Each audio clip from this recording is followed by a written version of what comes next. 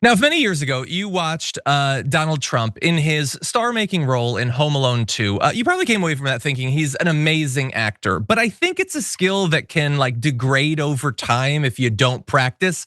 Because in the clip we're about to show you, he wants to like do a scene where he's not directing the DOJ to go after his political opponents.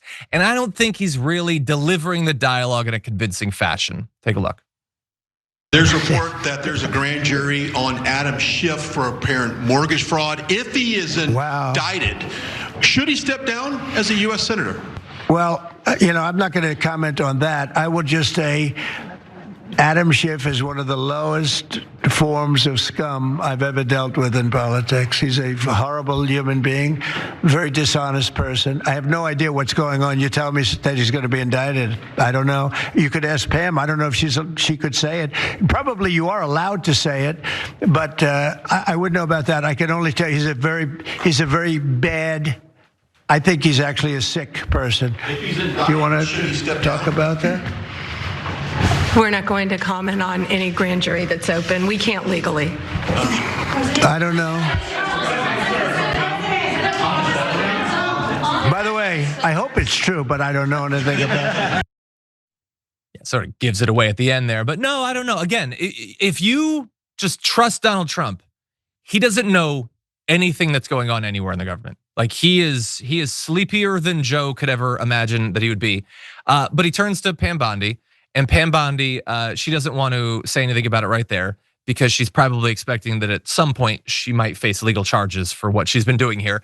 But you'll notice, of course, that she was smiling like an insane person because she knows her job. She knows who she actually works for. It's not for the government. It's not for the American people. It's for Donald Trump. She's the personal lawyer for Donald Trump. He gave her a very specific list of his enemies that he wants locked up.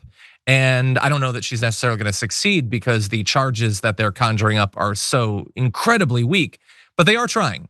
Again, with Adam Schiff, it might be a little bit difficult. The probe has apparently stalled because the federal prosecutors that are investigating the claims of mortgage fraud are saying, like they did with the claims against Comey, they're like, there's nothing here, man. And so what is probably going to happen is they're going to be fired. And Lindsey Halligan or whatever is going to be put in charge. Some other loyalist is going to be put in charge, and they're going to try to make it happen. They're just going to roll the dice on a bunch of his opponents, and most will likely fail because it's nonsense. But they're going to keep trying. And as of right now, I just want to remind everyone: Letitia James, Adam Schiff, Lisa Cook, James Comey, all weirdly coincidentally inside of like a 1 month period are all being indicted by grand juries or might soon be. And I will remind everyone of the DM that Grandpops accidentally tweeted out to the world where he listed the specific people that he wanted to go down. He listed the people he wanted to investigate them, and it's all been happening.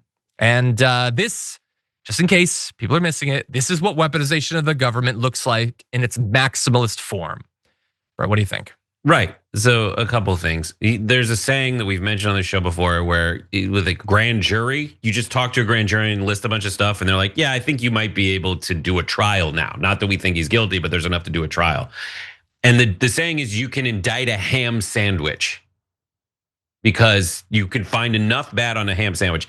So for as long as Trump's been saying shifty Schiff, pencil neck Schiff, evil Schiff, bad Schiff, evil, terrible, slimy, scumbag Schiff, I can now pretty much empirically say is less guilty of crime than a ham sandwich. Like Schiff is a dork. He's cringy. He's annoying. He is a pencil neck. I've seen him in person. He's not as tall as he should be with that whole thing going on, but like he does have a giant head and a tiny neck. Like, but he apparently is not as sketchy as a ham sandwich. And Trump, the look on his face, this is the problem with Trump, like from a political operative point of view, is like he looked like a bored kid after Pam Bondi didn't give him what he wanted, but he also might just be thinking about how he wants to eat a ham sandwich. Sketchy, like the micro expressions are really engaging.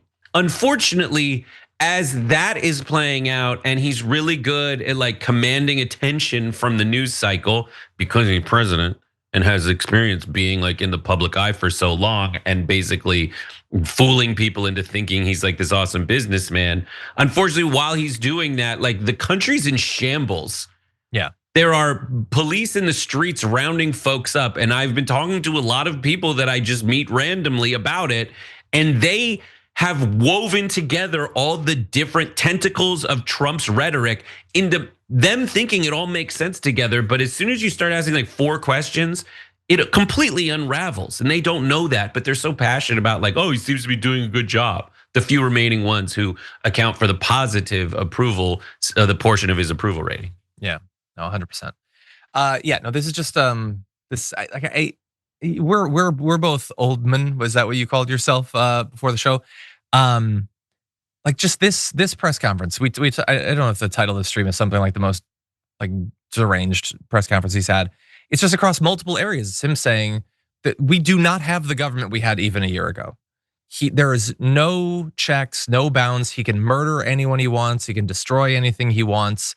He can personally enrich himself in new ways every single week, every one to the tune of hundreds of millions of dollars.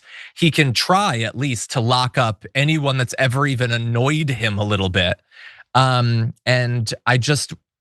we've had bad presidents before, man. Some Republican, some Democrat. George W. Bush was not great, but I was alive during that time. Every day was not like this. And I just hope that we at some point can get back to a time of, if not amazing governance, which seems like a dream at this point, at least not some unique, fresh hell every single day.